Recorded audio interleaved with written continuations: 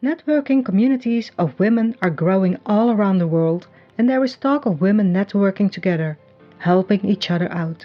Women finally have come to the realization that we need to work together. Women, even in the same line of work, start working together. Where it used to be you or me, it is now you and me. In this episode, I'm talking with Laura Damiano about the impact of women networking together. My name is Tina de Keyzer. Welcome to the Women's Table. Before we start, Laura, I would like to say welcome and thank you for being here with me today. Hi, Tina. First of all, thank you for inviting me to this podcast.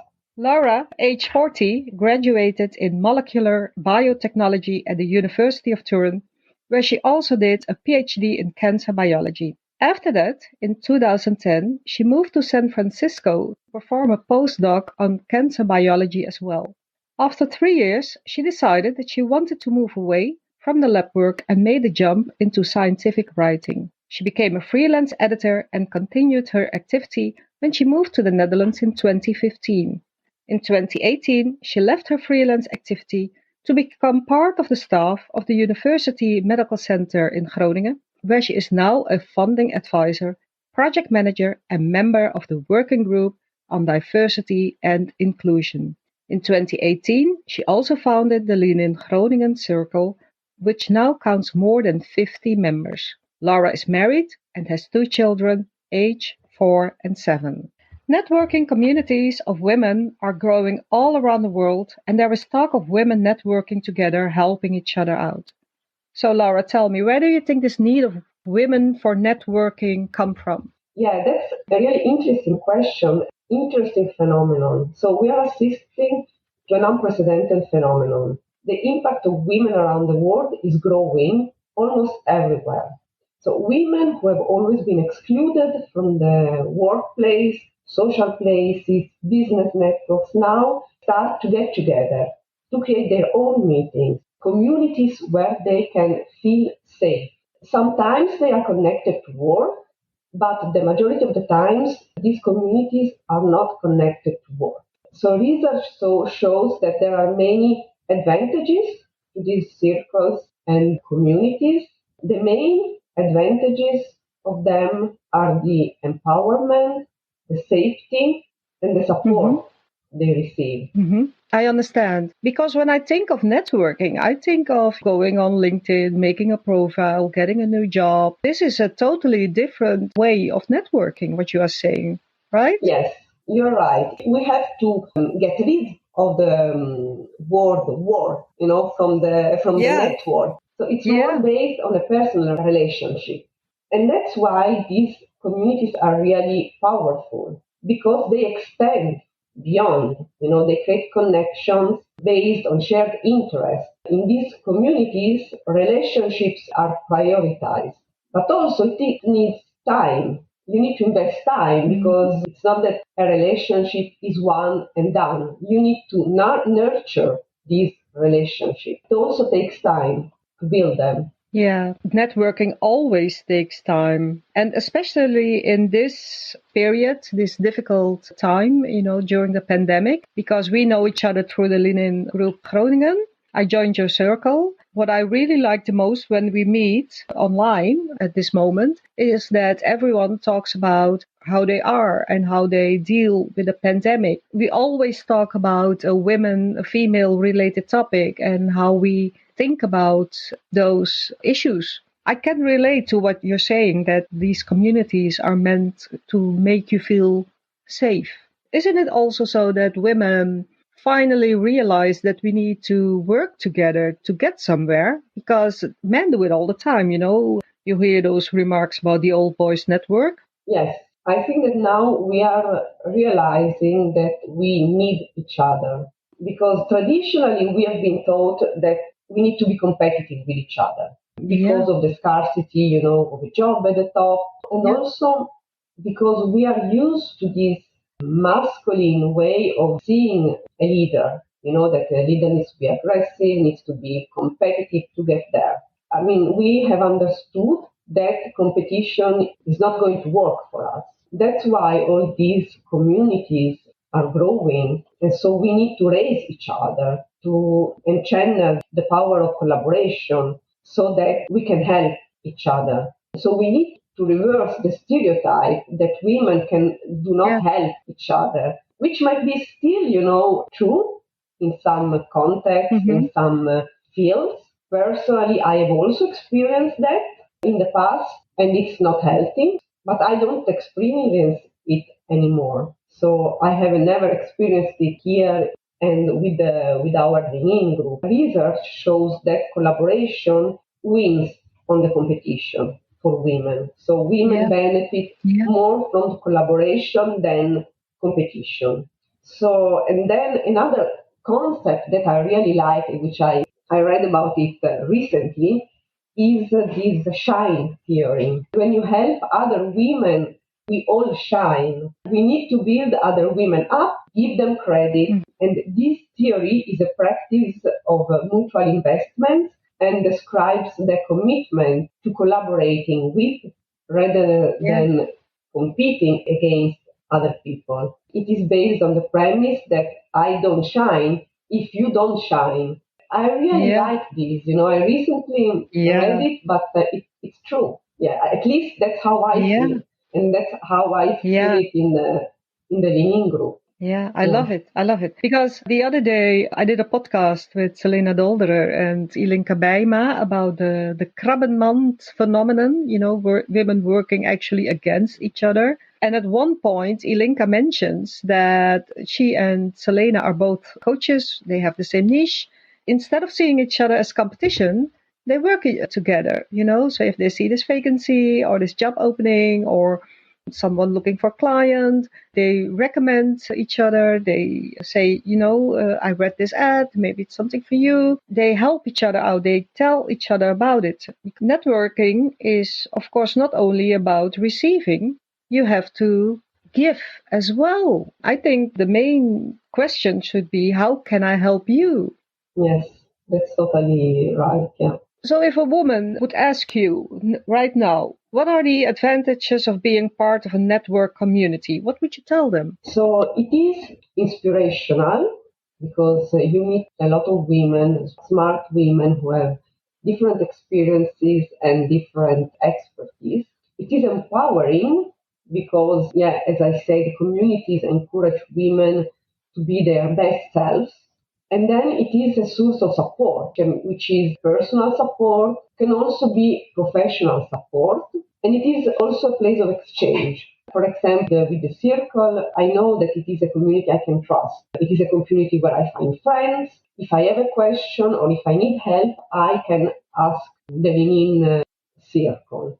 And I am always astonished by the resources exchanged, by our members, the support. I mean, whenever there is someone who is in need of something, someone responds. So that's really powerful. Women who have found jobs through the LeanIn circle, support, inspiration. I mean, also this podcast is an example of it. I was really, positively surprised that so many women are participating in this podcast and also that you are building this podcast, which is it's really great. On this topic, it's so interesting and fascinating. Yeah, I was so amazed about the responses, about all those women wanting to participate. And now I'm doing this with you, and I have a few women waiting to do a podcast with me. And I never would have accomplished this without the LeanIn. It would have taken me much longer to find women to talk with me about women-related topics. For me, the LeanIn group has really enriched my life. Yeah, because you are the founder of the LeanIn group in Groningen. So that's how we know each other. I was looking for a female networking group. A friend of mine recommended LeanIn. What I really would like to know is what made you decide to start your own circle instead of joining a group like I did? Yeah, so that's really interesting. I became interested in LeanIn when I read the book of Sherry Sandberg, and for me that was also an eye-opening on gender issues. So I think that as women, as girls, we always experience something. that we don't understand, maybe. I read this book and I started understanding these issues. I understood that I was not alone. I was not the only one experiencing these issues. So it was something bigger, it was something global going on.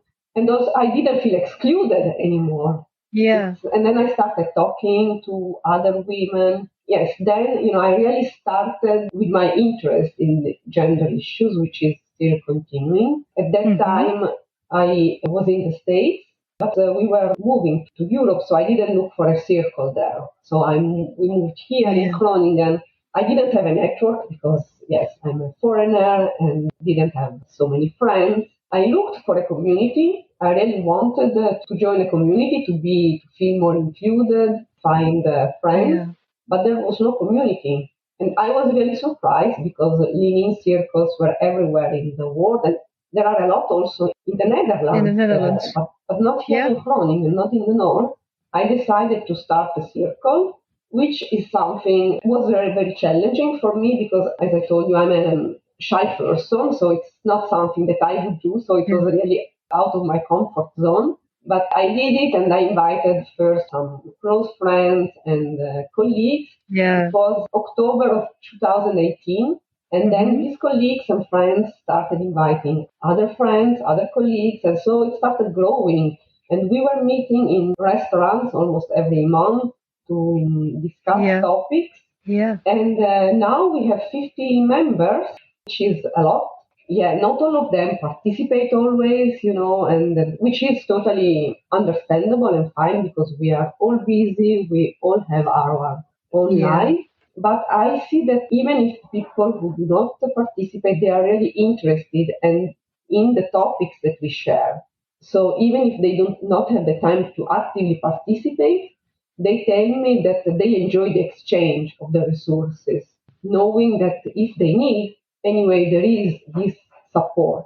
Yeah, that's how it started. And actually, then when the pandemic started, we started meeting online. It was a change of settings. For some women, it's maybe more difficult to participate in these online meetings. For some others, it's easier to participate in these online meetings. So we have been going on. Yeah, I look forward to meeting in person again, everyone. So in one of our dinners. Yeah, me too. Because I only met you online. You just said you were shy. I'm not really shy, but for me, these online meetings have made it easier for me to participate later on in person. Because I already met a few women online. When we going to meet live, it's like, hey Laura, hey Stella, hey Selena. It's different than when you go to an event for the first time and you don't know anybody. You come in, you're like, oh my God, who am I going to talk to? What is your advice for women actually like you, because you say you're shy, and who drag going to a network event? What is the point? What is the use of it? I would say just go out from your comfort zone. I mean, that's what I do, and I've been doing even more. I have to say, after the pandemic, I don't know why, but maybe this has challenged me. Yeah, go out from your comfort zone, challenge yourself, because there is nothing to lose. When I started, the circle, I thought, yeah, okay, I'm shy. I've never done something like this, so people may never join, but yeah. What's going to be worse? I mean, anyway, now I don't have a community. Yeah. Either it's going to change the situation, or the situation is going to be the same.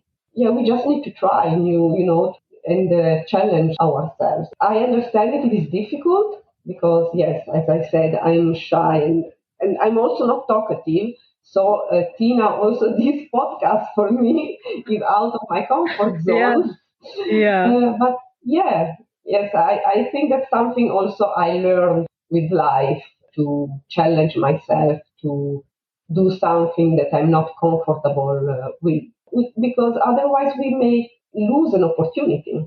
You never know. Yeah.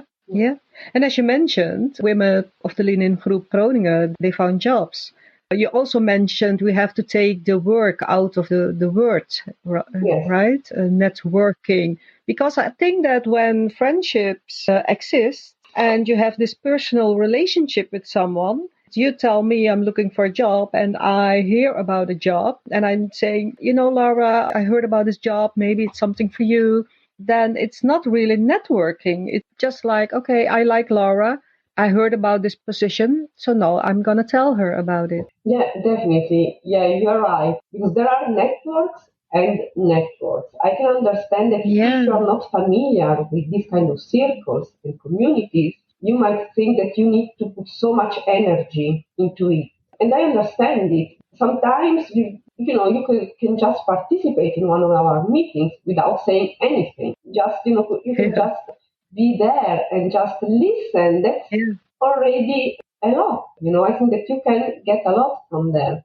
I understand because sometimes I'm also tired or before the pandemic to meet online, to meet in person and have to talk. Sometimes it just counts if you are there and it's helpful just being there for yourself. Yeah, because I'm reading this book now. Well, actually, I'm listening to it because it's an audiobook. It's called Stiletto Networks by Pamela Reichman. And she talks about women in leadership networking. So these are women at the top. She talks about how the older generation women in their 50s, are now helping the younger generation to get ahead, to move forward. Not only about networking, she says, true friendships exist. So whenever someone has a question, everybody responds. And the fun part is that when there's this network, another network exists from that one, and so on and so on.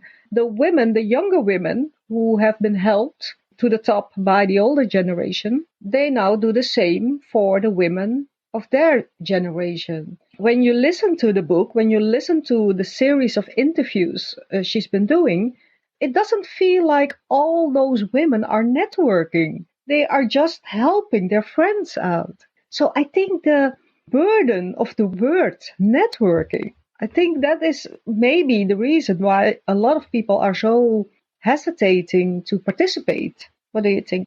I agree with you. Yes, I think that, as you say, the burden of the work and Yeah, network. Yes, we have associated this word with too much burden and yes, too much heaviness because we have always connected it to the work, the networking. We go, for example, for a drink after work, and that's yeah, networking related to work. yeah, Yes, but these communities are not based on this assumption, on this yeah, burden. It's about women helping each other, as you said. Yes, yeah, supporting yeah, each other. yeah. Yes. These are stories about women at the top. Mhm. So, what about women who do not have the ambition to become a CEO? Women like me, for instance, I don't have the ambition to become the next CEO of Shell or Ahold. What is there for us to gain from a professional perspective? Everything. I mean, it's these communities are safe places where you can express yourself, you can say what you want, and you receive also support. And this helps you being empowered, going Hmm. out from your comfort zone. As we said, we help each other. The final aim of these communities is not the war. Many of the men networks Yeah, are born and built aiming at a job, yeah, at a work. But this is not yeah, the main aim of these communities. It can be the job component, the work component can also be there. Because in these communities, there are also colleagues. You can find jobs through these communities. It is a network of people who know each other, who know the expertise of each other. So if hmm, there is an opening somewhere, they know where they can find some yeah, expertise of some valuable person. So there is also that, the work in there. But that's not the main focus of these communities. Because I have to say yeah, that if that was the main focus, I would not be part of the community like that. It would be too much of a burden for me to be part of a community where work would be the main focus. Because I want community to be a place where I can relax, where I can feel safe, where I don't have to worry too much yeah, about what I'm going to say, how I'm going to feel. So I think that that's what we are gaining. Absolutely. Okay, so now these are all what we've been talking about, the advantages of networking, women networking together. These are all powerful stories about women networking in a successful way. I also read this article written by Shanna Martens. She's a researcher, failure and recovery and female entrepreneurship. And she did some research to why women don't want to network. And she claims that women underestimate the power of networking. Women think it's not nice to use your network to move forward.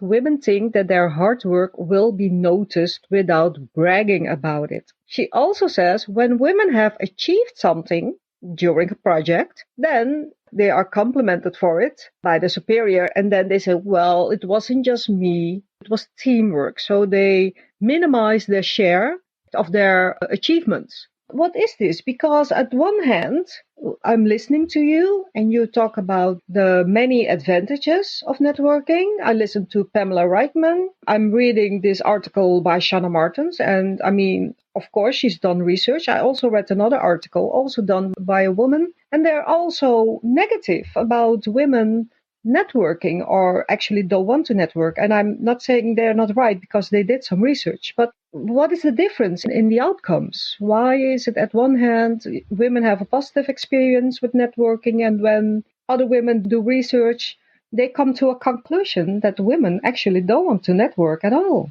Yes, I think that what you are saying is not totally wrong. I mean, if you would ask me, do you like networking? I would say no, I hate networking.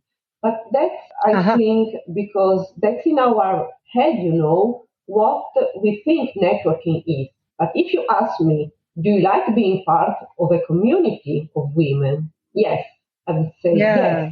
I think that we associate the word network to something not pleasant, to a burden, as we said before. So I think we don't have to call these communities network because that has a Yeah. whole burden. Still, if women are not familiar with our kind of communities, they may think that it's too much work also to get into these Yeah. communities and to participate. Whenever, for example, I invite someone to our circle, I always say, don't feel obliged to participate just because I see you have this interest in gender issues. We talk about Yeah. these gender issues.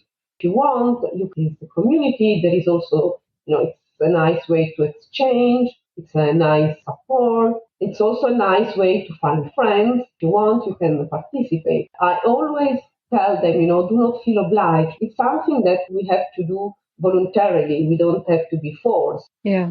On the other side, if we think about the networking, the word network, we feel that Yeah. we are obliged to do it to gain something in our job. We need to network to be promoted. We need to network to have a better Yeah. salary. And that's Yeah. heavy, I think, energy training. Yeah, because you also have these network communities. I'm not going to mention the names of those network communities because that's not very nice, but they are explicitly for working to get new clients. I know that my brother was part of this community. He had to show up every week.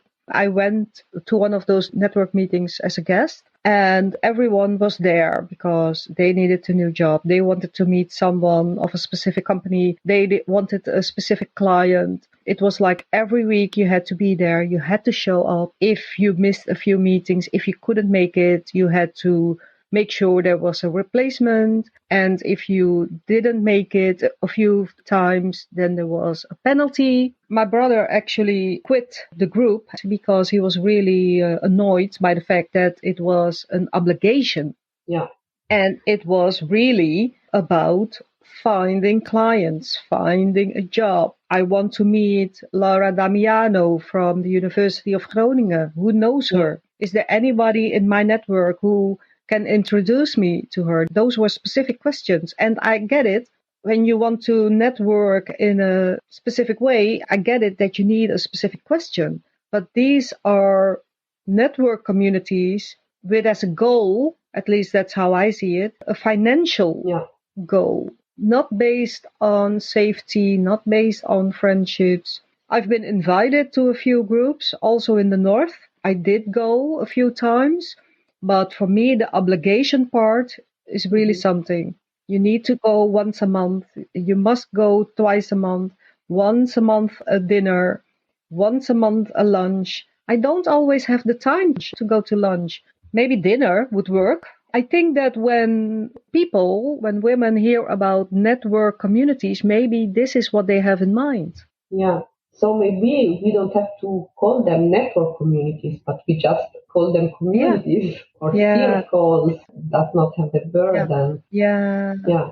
Maybe another word that I like, I really like, is next to circle, of course, is that it's about finding your tribe. Because I participated in different networking groups, female networking groups, LinkedIn, Facebook. I left quite a few, not because I didn't like those women, but I felt that there was no connection. The things they posted, the way people responded, it was not for me. I don't want to say anything bad about those groups, but I didn't feel like I belonged. With this LeanIn circle, I feel, yeah, I don't know, at home. I feel safe. I do feel safe. So, Laura, I think it's safe to say that you succeeded with the circle.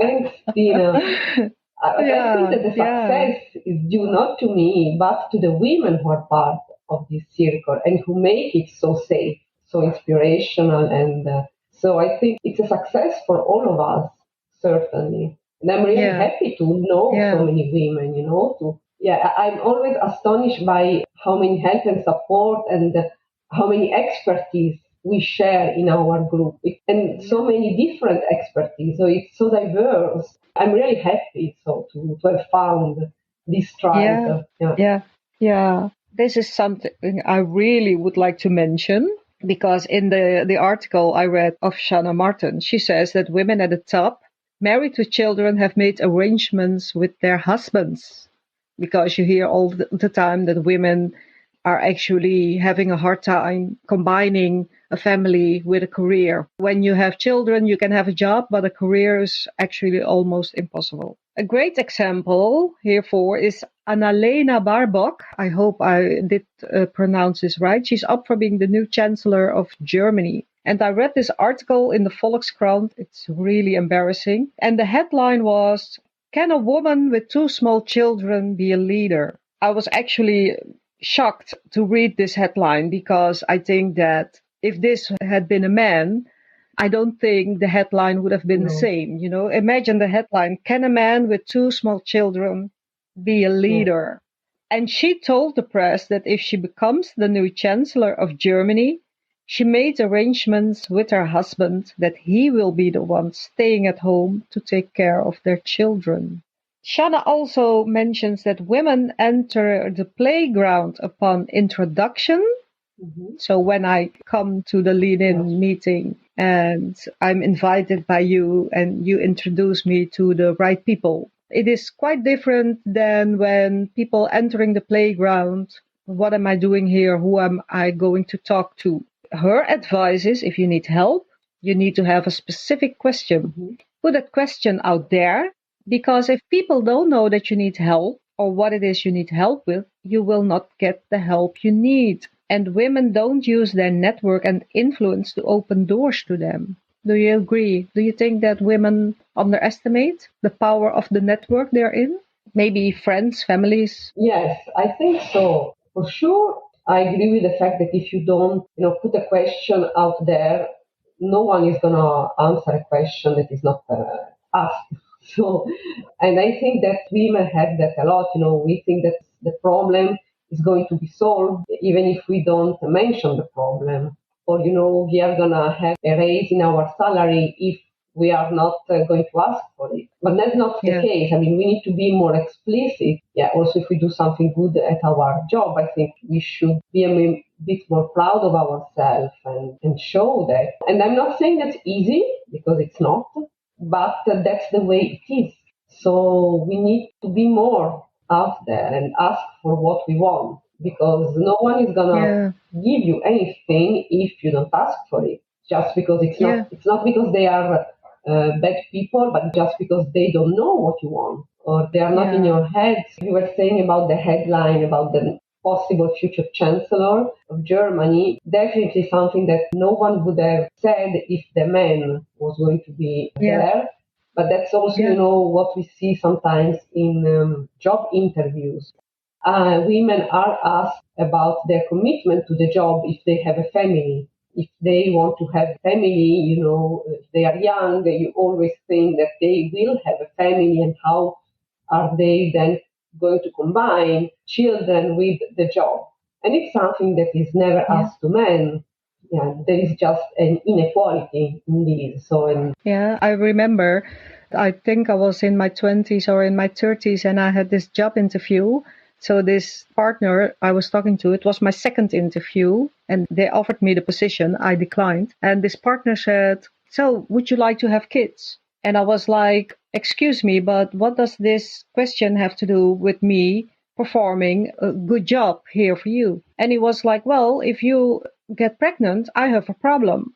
So I thought that was a very interesting statement.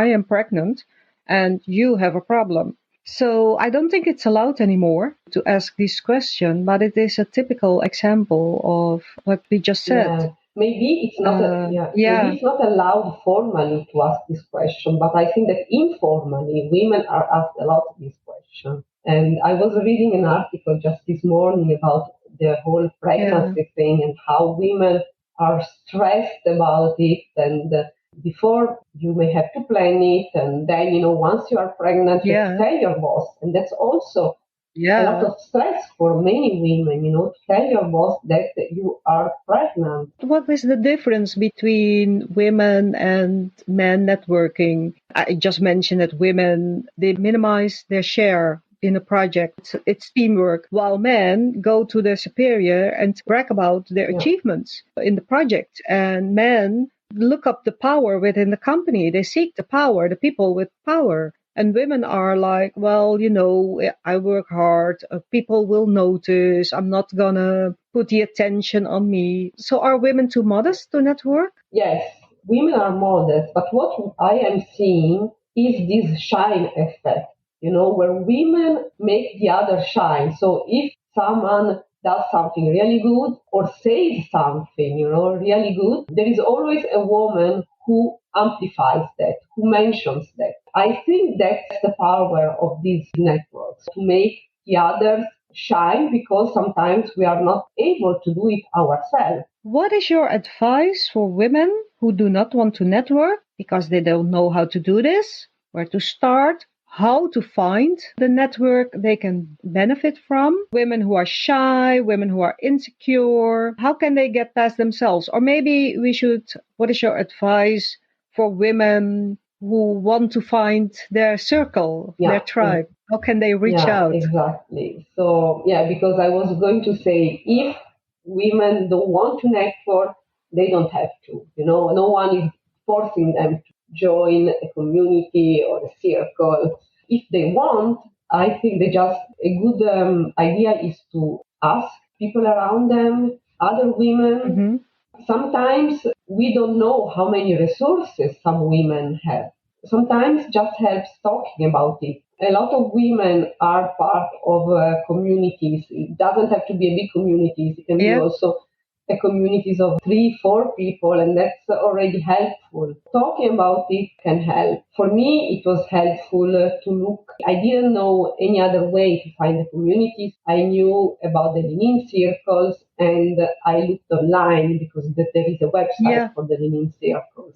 But I yeah, yeah, learned that, just talking with other women, you may find already some circles, informal circles. yeah, So, maybe you don't find them online. Maybe there are some Facebook groups yeah.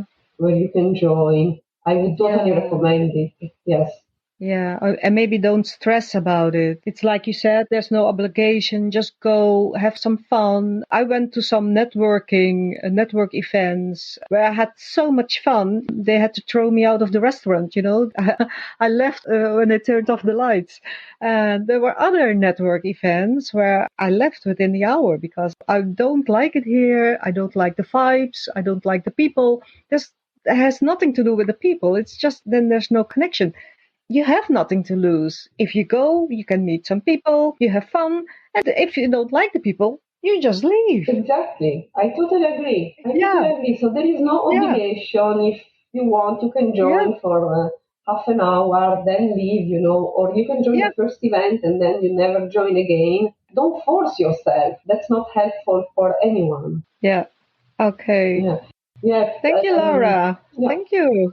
Thank you, Tina. Yeah. Yes. So thank you for doing this podcast with me. I truly appreciate your sharing your personal thoughts with us. I do hope that our talk today will inspire women everywhere to go out there and start networking, or should I say, start looking for their tribe, because together we are strong. I would love to end with one of your quotes earlier, because I really love it, and I would want to thank you for sharing it with me. I don't shine if you don't shine.